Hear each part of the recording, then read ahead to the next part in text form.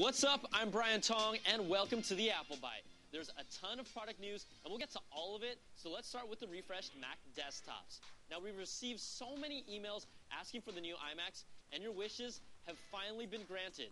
The new iMac line still comes in 20-inch and 24-inch flavors, rocking Intel Core 2 Duo processors up to 3 gigahertz. But the big selling point is the new entry-level 24-inch iMac.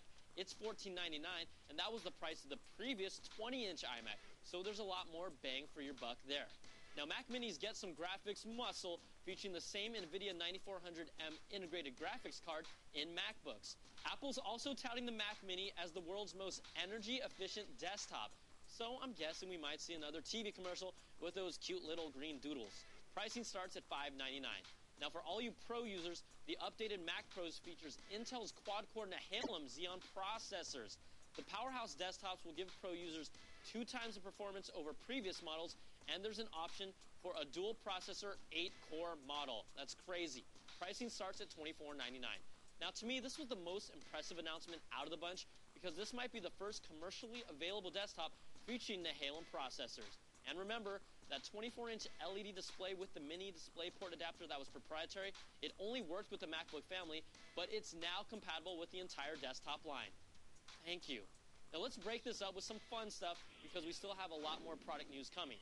In the most recent issue of Vogue magazine, which I happen to read a lot, Melinda Gates, the wife of Mr. Bill Gates, tells Vogue, "There are very few things that are on the banned list in our household, but iPods and iPhones are 2 things we don't get for our kids." That sounds like a really dark place. Like, could you guys imagine a world without iPods or iPhones? Because based on combined sales, about 200 million people can't either. Melinda did say, every now and then I look at my friends and say, ooh, I wouldn't mind having that iPhone. Then Bill Gates immediately ended the interview. But in all seriousness, their philanthropic work worldwide is amazing. This was just a sweet little blurb I had to bring up. Now, speaking of sweets, I like this transition. I scream, you scream, we all scream for iPod. What?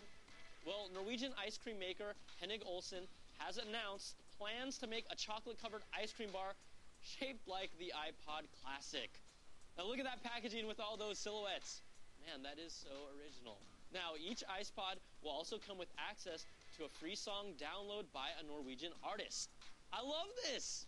So, I did some research on iTunes, and I really hope they get this Norwegian fiddle ditty. Like... Brian, stop that right now. You look pretty dumb. And I don't even think that's Norwegian. No, dude, I'm pretty sure that's Norwegian. It's not. Okay.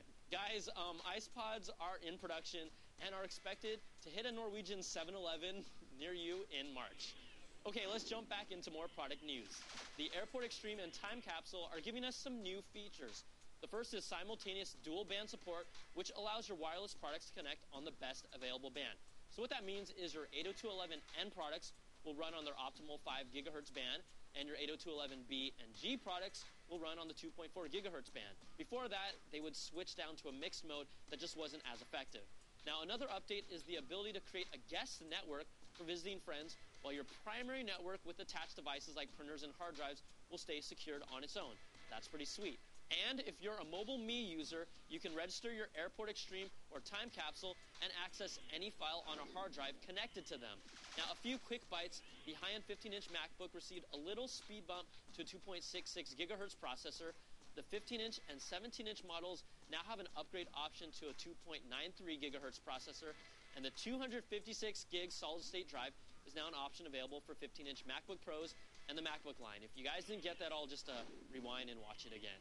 Okay, so we need to address this because I received an overwhelming amount of emails about my CoverFlow comments. So here, first up, Lewis King says, CoverFlow in Safari is the best implantation, I'm guessing he meant implementation, I've seen of it, ever. I remember my history for their design rather than their content because I'm a designer, which is what I need to look at most. I think you got it wrong with putting it in the bad Apple category.